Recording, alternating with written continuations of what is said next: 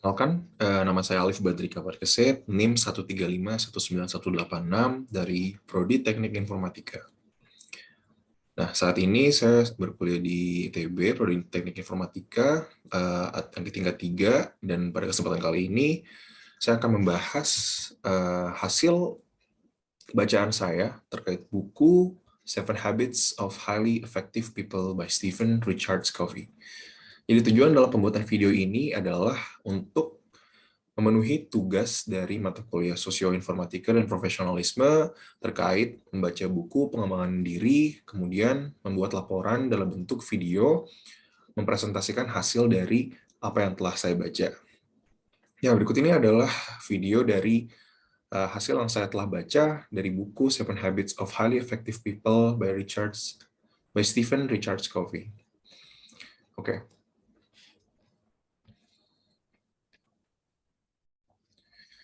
Jadi berikut ini adalah sedikit overview terkait bukunya. Judulnya adalah Seven Habits of Highly Effective People. Kemudian authornya atau penulisnya itu adalah Stephen Richards Covey. Kemudian publishernya Free Press, dan copyright date-nya awal dari buku ini diluncurkan atau dirilis itu pada tahun 1989 dengan jumlah halaman 345 halaman. Nah, kemudian buku ini tuh adalah sebuah buku self-improvement. Jadi sebuah buku pengembangan diri di mana dengan membaca buku ini, para pembaca diharapkan dapat mengembangkan dirinya berdasarkan nilai-nilai yang ada dalam buku ini, yang tentunya dengan tujuan untuk pengembangan diri bagi para pembacanya. Nah, kemudian buku ini ya di dalam itu berisi gabungan dari berbagai riset berdasarkan literatur dari 100 tahun terakhir. Jadi si Stephen Covey ini, beliau melakukan riset nih terkait dengan pengembangan diri, terkait dengan bagaimana menjadi pribadi yang efektif, bagaimana menjadi pribadi yang sukses dari berbagai macam literatur atau buku terkait dengan pengembangan diri dari selama 100 tahun terakhir gitu. Nah, kemudian dari buku ini isinya adalah sebagai summary berisi tentang kebiasaan apa saja, kebiasaan atau habit apa saja yang melekat pada orang-orang yang efektif.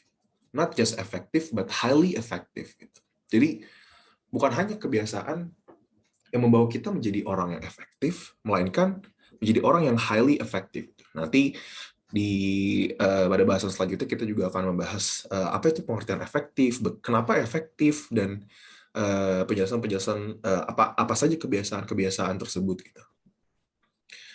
Nah, kemudian semua orang itu ingin sukses. Nah, untuk menjadi sukses itu kita perlu identifikasi kebiasaan apa saja yang mendorong kita menuju kesuksesan itu. Jadi semua orang di dunia ini pasti memiliki tujuan gitu kan. Nah, tujuannya kebanyakan kan orang-orang siapa sih yang nggak ingin sukses gitu.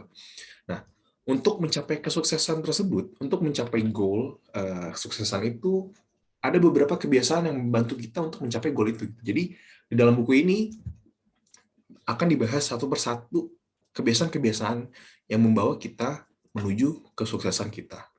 Nah, menurut Covey, kita melihat dunia ini berdasarkan persepsi kita masing-masing.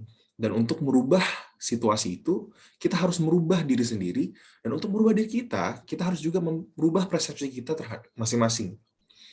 Nah, jadi apa yang kita lihat itu berdasarkan persepsi. Dan untuk merubah dunia ini, untuk merubah situasi ini, kita juga perlu mengubah persepsi kita atau cara pandang kita terhadap dunia. Seperti itu. Nah, sedikit penjelasan mengenai penulis ya. Penulis di sini adalah Stephen Richards Covey, lahir tahun 1932 hingga meninggal tahun 2012. Itu adalah seorang educator, author, businessman, and keynote speaker. Jadi beliau adalah educator, beliau juga menulis beberapa buku, tidak hanya Seven Habits of Highly Effective People ini, melainkan juga ada beberapa buku kayak First Things First, Principle Centered Leadership, dan yang paling populer ini adalah The Seven Habits of Highly Effective people, ada juga yang Seven Habits of Highly Effective Families, and the Eighth Habit, and the Leader in Me, How Schools and Parents Around the World are Inspiring Greatness One Child at a Time. Nah, kemudian tahun 1996,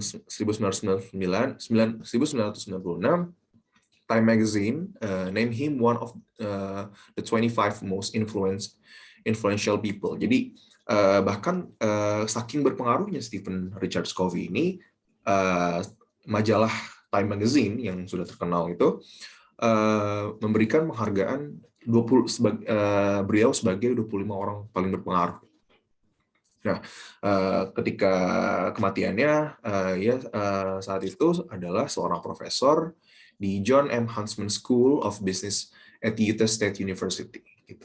Oke, itu adalah sedikit overview terkait author dari buku ini, yaitu Stephen Richard Covey. Nah, pembahasan pertama yang akan saya bahas adalah terkait paradigm and paradigm shift, atau paradigma dan shift of paradigm, atau perpindahan atau pergantian paradigma. Jadi setiap orang memiliki lensa tersendiri untuk merepresentasikan apa yang terjadi di lingkungan sekitarnya. Dan apa yang kita lihat belum tentu mendetermine atau merefleksikan realitas secara akurat, melainkan dibentuk oleh attitudes dan perception. Jadi menurut Covey, kita itu setiap orang tuh punya lensa masing-masing gitu untuk mendetermine ada apa sih di lingkungan sekitar kita gitu kan. Nah, tapi kebanyakan kita tuh belum tentu bisa mendetermine apa yang terjadi sebenarnya di lingkungan kita. Nah, kenapa belum tentu bisa? Karena ada faktor lain yang mempengaruhi hal tersebut. Nah, faktor lain tersebut adalah attitudes dan perception gitu. Jadi itu mempengaruhi hal-hal tersebut, itu mempengaruhi persepsi kita terkait dengan apa yang terjadi di sekitar kita, atau bagaimana cara kita untuk merepresentasikan dunia di sekitar kita gitu. Nah, tapi terkadang sometimes our paradigms become so far removed from the reality and they become dysfunctional. Nah, kemudian paradigm shift occurs when our paradigm change. Jadi paradigm shift atau pergantian paradigma itu terjadi ketika paradigma kita berubah gitu. Nah, ketika terjadi paradigma yang berubah atau paradigm shift, artinya kita dapat melihat sesuatu dengan lensa baru dan dengan cahaya yang baru. Dan ini adalah salah satu yang terkadang terjadi tiba-tiba maupun secara gradually atau secara bertahap. Nah, di sini saya menjelaskan beberapa poin terkait paradigm itu. Jadi paradigm itu pattern or model the generally accepted perspective. Kemudian paradigma itu adalah penjelasan atau observasi kita terhadap dunia luar kita gitu. Jadi kemudian paradigma itu saya di sini Covey bilang seperti lensa kacamata. Nah, apa itu maksudnya? Jadi setiap orang memiliki persepsi masing-masing terhadap bagaimana cara ia melakukan bagaimana cara dia mendeterminasi apa saja yang sudah dia observasi dari lingkungan sekitar. Gitu. Nah, ketika paradigma berubah, itulah yang dimaksud dengan paradigm shift. Nah, paradigm shift ini nantinya akan mempengaruhi bagaimana cara kita melihat sesuatu, bagaimana cara kita memikirkan sesuatu, dan bagaimana cara kita berperilaku. Gitu. Nah, sebagai contoh, paradigm shift ini, jadi si Covey ini dia pernah ada di dalam satu kereta, kemudian ada seseorang yang membawa anak kecil gitu. Nah, anak kecil ini di kereta itu sangat berisik dan sangat mengganggu lah, pokoknya sangat irritating orang-orang sekitar dan sangat mengganggu. Nah, tapi si orang ini, bapak-bapak ini, dia nggak memedulikan itu gitu. Jadi dia malah duduk, kemudian bersandar, dan kemudian dia kayak bersantai gitu. Sedangkan anak-anaknya malah mengganggu orang-orang sekitar dengan berteriak-teriak dan melakukan hal-hal yang mengganggu intinya. Nah, kemudian Covey di situ dia berdasarkan apa yang diobservasi itu merupakan sesuatu yang sangat mengganggu. Kemudian dia berbicara pada orang itu, Pak, apakah ini anaknya bisa dikendalikan karena ini sangat mengganggu gitu. Kemudian si bapak-bapak ini, beliau berkata, mungkin anak ini sedang berada di fase baru kehilangan mamanya. Jadi ternyata si bapak-bapak ini baru kehilangan istrinya gitu. Istrinya baru saja meninggal dunia pada saat itu, sehingga pada saat itu keadaan sangat-sangat sedih. Kemudian bapak itu bilang mungkin anak ini juga belum tahu cara menghandle situasi seperti ini gitu. Nah, dari situ cara pandang COVID terhadap situasi tersebut berubah, yang tadinya sangat wah benci banget nih, sangat mengganggu, kemudian langsung berubah drastis 180 derajat menjadi kayak menjadi empati, menjadi kayak oke, Pak, oh maaf Pak kalau misalnya seperti itu, bagaimana, apa yang bisa saya bantu untuk membantu, apakah ada yang bisa dibantu dan lain-lain gitu. Jadi sifatnya yang tadinya irritating dan terganggu atas anak ini, ketika dia tahu bahwa istrinya baru meninggal, kemudian paradigmanya langsung berubah gitu. Berarti secara paradigmanya berubah secara tiba-tiba. Dan kemudian dia menginterpretasikan itu semua dengan cara dia bertindak, dia berpikir, dia merasakan, dan dia juga dengan cara dia berperilaku. Jadinya kan dia tadinya yang marah-marah jadi lebih baik-baik, kemudian lebih berempati terhadap orang bapak-bapak tersebut seperti itu. Oke, next. Nah, kemudian sebelum kita membahas lebih lanjut mengenai habit, kita juga harus tahu apa yang itu dimaksud dengan karakter. Jadi karakter adalah kumpulan dari kebiasaan, dan kebiasaan memiliki peran yang kuat dalam hidup kita. Jadi kata Covey ini, we need to look within ourselves, align ourselves more closely with natural principles, then effectiveness will follow.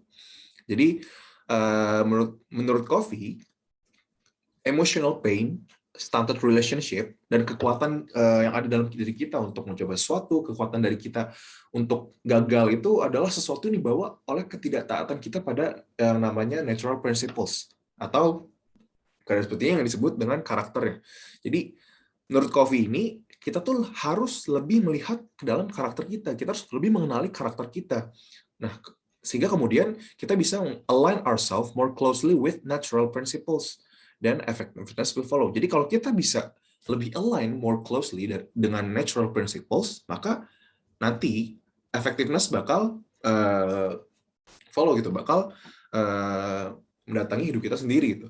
Jadi ini private victories precede public victories. Jadi ketika kita telah mendapatkan kemenangan dalam diri kita, private victories. Jadi ketika kita telah bisa mengenali diri kita, mengenali karakter kita, nah setelah itu akan pasti public victories bakal muncul juga gitu. Jadi ketika dari dalam dulu, kemudian dari luarnya pasti akan mengikuti. Jadi kebahagiaan dan kesuksesan akan datang ketika kita mulai memperbaiki diri kita, dimulai dari karakter. Ini adalah poin yang ingin saya sampaikan pada saat ini.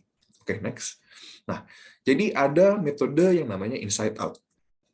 Inside out ini adalah, kita tahu kebanyakan orang tuh meyakini bahwa yang harus diperbaiki itu adalah, dan yang dijadikan prioritas utama adalah bagaimana mereka dari luarnya itu terlihat gitu. Bagaimana appearance mereka, bukan yang ada di dalam gitu. Jadi orang-orang cenderung ingin lebih terlihat pintar, tapi sebenarnya mereka nggak punya apa-apa di dalamnya gitu. Nah, ada metode namanya inside out. Jadi dibanding kita memperbaiki personality kita, dibanding kita memperbaiki apa yang what people can see atau personality ethic, lebih baik kita memperbaiki dan apa akarnya dulu gitu. Jadi di sini ada ilustrasi sebuah pohon. Jadi akarnya itu adalah karakter, sedangkan daunnya itu yang dilihat oleh orang. Itu adalah personality. Sedangkan yang di bawah yang nggak bisa dilihat orang adalah karakter kita gitu. Jadi kita nggak berguna kalau terlihat pintar, tapi kalau sebenarnya kita nggak punya apa-apa di akarnya gitu. Jadi makanya itulah lebih penting adalah memperbaiki karakter kita dibanding dengan personality ethic kita. Jadi karena apa? Karena ketika kita memiliki karakter yang baik, pastinya personality kita juga nggak perlu dikhawatirkan lagi, karena karakter kita dalamnya sudah baik, dan pasti personality kita juga akan mengikuti gitu. Seperti apa yang saya telah bilang di slide sebelumnya, maksudnya yang telah Covey bilang juga, kayak di slide sebelumnya itu, private victories precede public victories. Jadi ketika kita mendapatkan kemenangan dalam diri kita, atau di private kita, di dalam kita, pasti di public victories akan proceed gitu, akan ngikutin gitu. Oke, next. Oke, buku ini bercerita tentang habit. Jadi sebelum kita lebih jauh tentang habit, apa itu habit? What is habit? Jadi habit itu adalah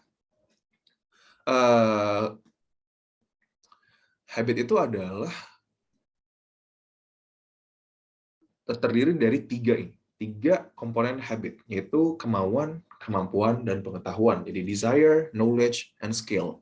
Nah, di sini saya juga menyinggung sedikit tentang karakter. Jadi karakter kita itu adalah kumpulan dari kebiasaan kita dan kebiasaan yang memiliki peran yang kuat dalam hidup kita. Tapi sebelum kita tahu bagaimana cara menumbuhkan kebiasaan-kebiasaan yang mendefinisikan hidup kita dan menuntun kita menjadi orang sukses, atau di dalam buku ini disebut dengan highly effective, kita perlu tahu apa itu kebiasaan, kan? Jadi kebiasaan ini didorong oleh 3 aspek ini ya, desire, skill, and knowledge. Jadi orang-orang yang memiliki kebiasaan itu artinya ia harus memiliki kemampuan atau memiliki kemauan atau desire untuk melakukan hal tersebut, kemampuan atau skill untuk melakukan hal tersebut, dan juga pengetahuan atau knowledge untuk melakukan hal tersebut. Jadi tahu gimana cara melakukannya dan tahu untuk apa saja. Gitu. Nah, kemudian di sini habit adalah sesuatu yang menjadi habit adalah sesuatu yang dilakukan berulang-ulang dan secara konsisten. Jadi kalau misalnya cuma 1-2 kali ya belum disebut habit, dan kalau nggak konsisten juga ya belum disebut habit gitu. Jadi creating a habit need to work those 3 dimensions: desire, skill, and knowledge. Jadi kalau misalnya sebagai contoh nih, kita ingin punya kebiasaan mendengar yang efektif. Nah, kita tahu cara mendengarkan dan kita tahu ilmunya, bagaimana untuk mendengarkan. Tapi kalau kita nggak mau, dari kita sendiri nggak punya kemauan untuk mendengarkan, ya artinya kita nggak bakal punya kebiasaan untuk mendengarkan dengan cara baik. Oke, next. Yang akan saya bahas adalah terkait dengan the maturity continuum. Jadi tahapan kedewasaan. Tahapan kedewasaan itu berkaitan erat dengan kebiasaan orang gitu. Jadi kebiasaan orang itu berkembang pada kontinum tertentu. Jadi yang pertama, untuk mencapai tahap kedewasaan itu yang pertama ada tahap kedewasaan ya dependent atau ketergantungan. Jadi paradigma di mana kita dilahirkan dan mengandalkan orang lain untuk mengambil keputusan terhadap kita. Jadi kayak sebagai contoh adalah bayi yang baru lahir. Jadi kan masih bergantung pada orang tuanya. Kemudian setelah itu, yang kedua adalah kemandirian atau independen. Jadi independen ini paradigma di mana kita membuat keputusan dan mengambil keputusan sendiri, mengambil keputusan sendiri gitu. Jadi yang di sini yang sering muncul nanti kata-katanya adalah akan sering muncul kata aku bisa kerjain ini sendiri, aku akan buat keputusan ini dan aku mau melakukan itu. Itu adalah independen. Dan stage yang ketiga, yang terakhir adalah interdependent atau saling ketergantungan. Jadi di sini adalah kematangan pemahaman akan saling ketergantungan dengan orang di sekitarnya. Yang di sini yang akan muncul adalah bukan aku lagi, tapi kami atau kita gitu. Jadi yang di sini ketika orang mencapai tahap kedewasaan interdependen, artinya dia akan memikirkan kepentingan bersama. Jadi akan sering muncul kata-kata seperti kita bisa kalau kita bersama, kita bisa melakukannya, kita bisa jika kita bekerja sama, kita saling berkolaborasi seperti itu. Itu adalah tahapan kedewasaan interdependen. Nah, kebanyakan literatur itu membahas bagaimana cara kita independen, tapi sebenarnya yang perlu kita perhatikan adalah kita harus bisa untuk interdependen gitu. Jadi kenyataannya bahwa kita saling bergantung dan model independen itu tidak optimal untuk digunakan dalam lingkungan yang saling bergantung seperti ini gitu. Jadi perlu ada yang memimpin dan perlu ada team player gitu. Jadi ada leader dan juga ada team player seperti itu. Nah, di sini di buku ini menjelaskan untuk menjadi pribadi yang efektif. Kenapa efektif? Kenapa nggak efisien gitu kan? Nah, sesuatu yang betul-betul penting, berguna, dan sesuai tujuan kenapa ia melakukan itu dengan hasil yang terbaik. Jadi efisien itu mementingkan efisien itu mementingkan quantity over quality. Jadi karena belum tentu apa yang dihasilkan tuh menghasilkan hal yang baik walaupun kuantitasnya banyak. Jadi mungkin kita kembali lagi ke apa itu efektif ya. Efektif itu melakukan sesuatu sehingga menghasilkan hal yang tepat sasaran. Kuncinya adalah hal yang tepat sasaran. Namun kalau efisien, itu melakukan sesuatu sehingga menghasilkan hal yang sebanyak-banyaknya dengan effort yang sekecil-kecilnya gitu. Jadi belum tentu walaupun hasil yang dihasilkan banyak, belum tentu akurat, belum tentu berguna, dan belum tentu sesuai dengan standar yang kita inginkan seperti itu. Tapi kalau efektif, tepat sasaran gitu. Next. Jadi sebagai overview, ini adalah 7 habits yang perlu dimiliki oleh seseorang untuk menjadi pribadi yang highly effective. Jadi yang pertama adalah be proactive, kemudian adalah begin with the end in mind, kemudian yang ketiga adalah put first things first, dan yang keempat think win-win, dan kelima adalah seek first to understand, then to be understood, Dan yang keenam ada synergize. Yang ketujuh adalah sharpen the saw. Nah, di sini Covey itu membagi menjadi mengelompokkan ini masing-masing tiga-tiga gitu. Jadi 3 kebiasaan pertama itu adalah untuk meraih independent continuum. Tadi kan kita udah belajar ya ada 3 continuum. Yang pertama ada dependent, independent, interdependent. Nah, 3 kebiasaan pertama ini berfokus pada penguasaan diri, itu mencapai kemenangan pribadi yang diperlukan untuk berpindah dari dependent ke independent. Gitu. Jadi ada be proaktif, menjadi pribadi yang efektif, proaktif, begin with the end in mind, dan put the first things first. Utamakan yang paling utama dulu.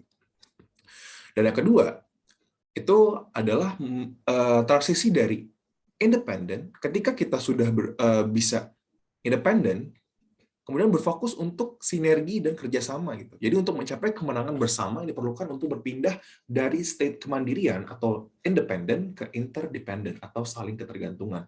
Jadi habitnya itu adalah think win-win, seek first to understand dan to be understood, dan synergize.